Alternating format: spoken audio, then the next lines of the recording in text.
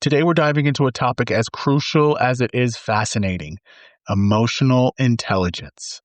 Have you ever felt like your emotions were driving the car while you were just a passenger clinging on for dear life? If so, you're not alone. We've all had these moments when our emotions seem to take the wheel, and today we're here to learn how to manage that ride better. Welcome to the Catalyst Podcast. I'm your host, Jason, and we are live on your favorite platforms, including Facebook, YouTube, Instagram, Threads, and TikTok. You can also listen to our episodes on Amazon Music, Apple Podcasts, Spotify, iHeartRadio, and Podbean.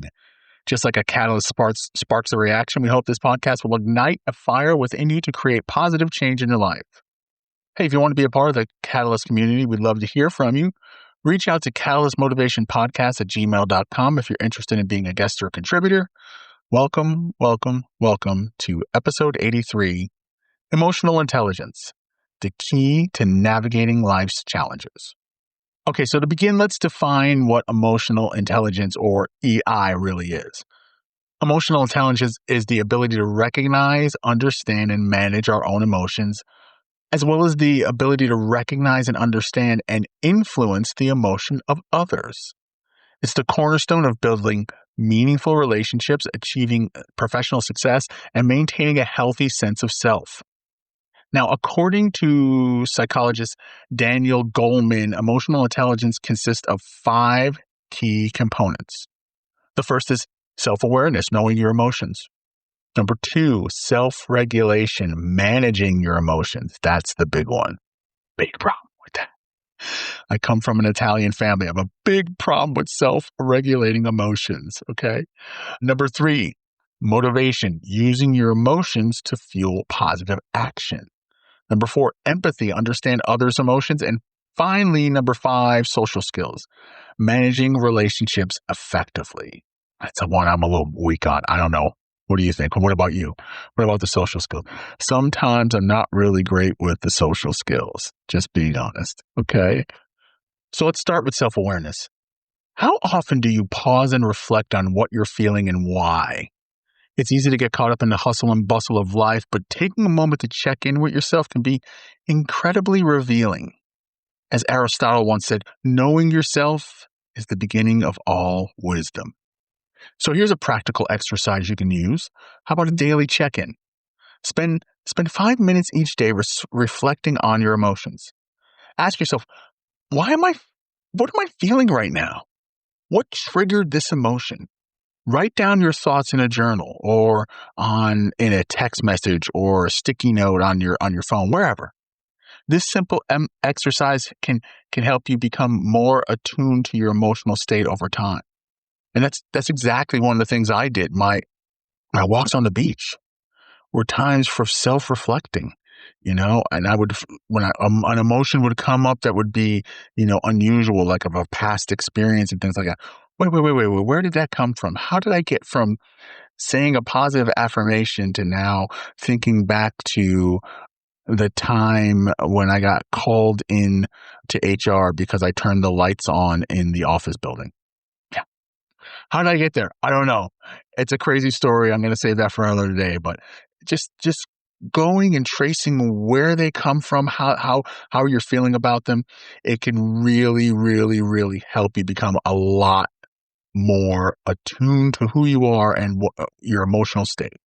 Okay, moving on to self-regulation. This is all about managing your emotions so they don't manage you.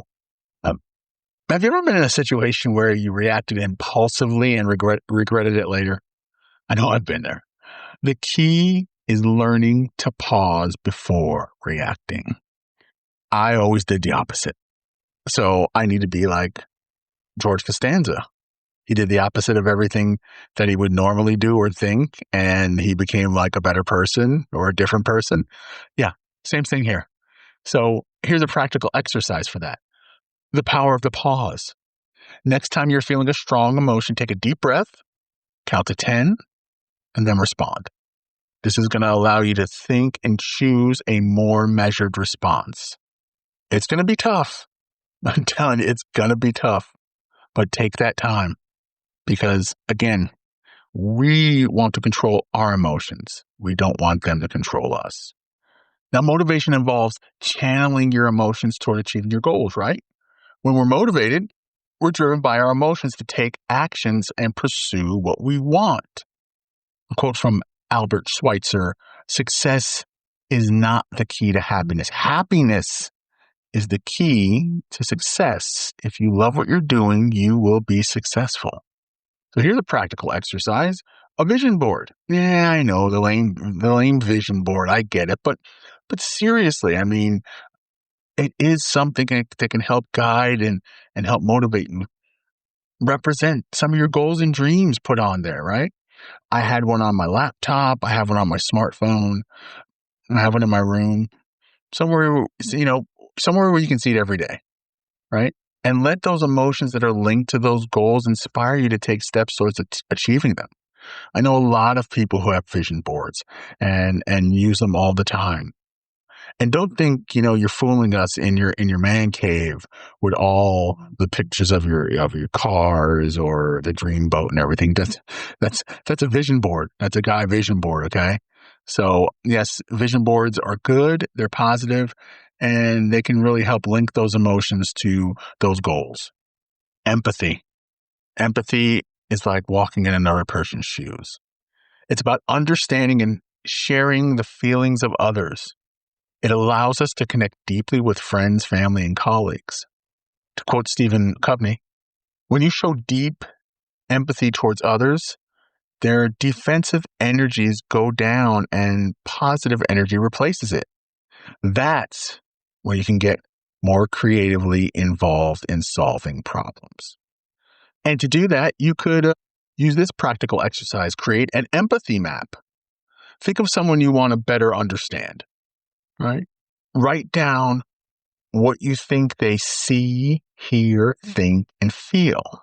This can help you gain perspective and build stronger connections. I do that a lot in my training classes, especially when I have a brand new class, or maybe they're transferring from another department. I really try to, in those first couple of days, try to put myself in the positions of these people and see where they're coming from so I can help guide them into what we're training. And not only that, it's just going to be a better understanding of how to manage them as well, too, when we're in these classes. So I think that empathy map is a really, really good idea. So finally, we have social skills, right? These are essential for effective communication and relationship management. Good social skills allow us to navigate social complexities with ease. And the social skills part is the one where you really have to go out there and put yourself out there and be brave, right? Find your tribe. If you need to, start off small, find just one or two people, or just get out there and be bold and brave. It's scary. It's scary. And there was a big resistance for me to go out and talk with people. I had so many walls up and defense mechanisms, and as soon as something, you know, checked off one of the boxes, I was out of there. But in these past few years, I've really learned to kind of put myself out there slowly but surely. Now, there are some people who see me as this outgoing, positive, happy, crazy, smart aleck, or whatever they think. They might think bad of me. Again, that was kind of a defense mechanism to kind of avoid getting close to people. But yeah, I mean, having those great social skills is sometimes I just envious of some people, how they can just casually come in and out of a situation. It's absolutely amazing. And it's something that I've been and continue to work on. And here's one of the ways, or an activity that I used and you can use: just being an active listener, right? During your next conversation, practice active listening. Focus entirely on the speaker without interrupting.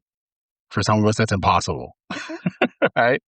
But do it. Go ahead and reflect back what you're hearing and ensure that you're understanding it. This is great for what I do as a trainer.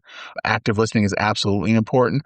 But yeah, give it a try, because sometimes we're so ready to respond to something we don't even know what it is yet, that we don't hear what's being said. So just shut up. Shut the fuck up. Right? Shut the fuck up and listen. All right? It'll really, really help you. It's going to take time. It's going to take time. So be patient with yourself. Be kind with yourself. Okay? Trust that you have the ability to move forward and progress. And you don't have to do it all in one big presentation. Take a small little step. Okay, let's wrap it up. So today's episode, emotional intelligence, it's not just a buzzword. It's a vital skill that can transform how we interact with the world by enhancing our self-awareness, regulating our emotions, motivating ourselves, practicing empathy, and honing our social skills. We can lead a more fulfilling and balanced life. Now, I hope today's episode has inspired you to take steps towards developing your emotional intelligence. Remember, it's a journey, not a destination. So why not start today? Right now. Right now. Start today. Okay? You got this. I believe in you. And I'd love to hear from you. So please share your thoughts and experiences with emotional intelligence on social media using the hashtag Stoic Emotions. Hashtag Stoic Emotions. And let's continue this conversation and learn from each other. Don't forget to like and subscribe to our podcast for more motivational content like this. And you can find us on Apple Podcasts, Spotify, or wherever you get your podcasts. And while you're there, leave us a review and help spread the word. Please help spread the word. Like our friends are doing in Germany, in Russia, in the Philippines, in France, in Italy. Yay, Italy. Thank you for being a part of this. We have some listeners in Canada, I believe, and here in the States as well. So please spread the word. We're also active on social media, so follow us for even more inspiration. You can find us on Facebook, YouTube, Instagram, Threads, and TikTok. I want to take this time to thank you for listening to episode 83. Man, this is unbelievable. Episode 83. We almost have 100 episodes. We're almost there. We're getting there. And I look forward to seeing you next time for episode 84. Go be great.